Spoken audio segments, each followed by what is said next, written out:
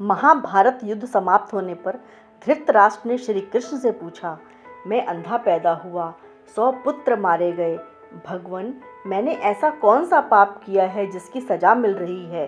श्री कृष्ण ने बताना शुरू किया, पिछले जन्म में आप एक राजा थे। आपके राज्य में एक तपस्वी ब्राह्मण थे। उनके पास हंसों का एक जोड़ा था जिसके 4 बच्चे थे। ब्राह्मण को तीर्थ यात्रा पर जाना था, लेकिन हंसों की चिंता में वो जा नहीं पा रहे थे। उसने अपनी चिंता एक साधु को बताई। साधु ने कहा, तीर्थ में हंसों को बाधक बताकर हंसों का अगला जन्म क्यों खराब करते हो? राजा प्रजा पालक होता है। तुम और तुम्हारे हंस दोनों प्रजा हो। हंसों को राजा के संरक्षण में रखकर तीर्थ को जाओ। ब्राह्मण हंस और उसके बच्चे आपके पास रखकर तीर्थ को गए। आपको एक दिन मांस खाने की इच्छा हुई। आपने सोचा, सभी जीवों का मांस खाया है, पर हंस का मांस नहीं खाया।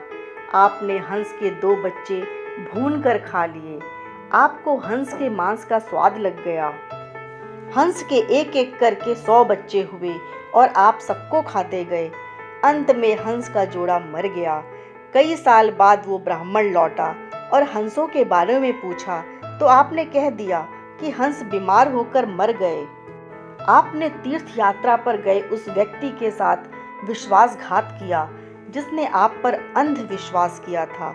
आपने प्रजा की धरोहर में डाका डालकर राजधर्म भी नहीं निभाया। जीभ के लालच में पड़कर हंस के 100 बच्चे भूनकर खाने के पाप से आपके 100 पुत्र हुए जो लालच में पड़कर मारे गए।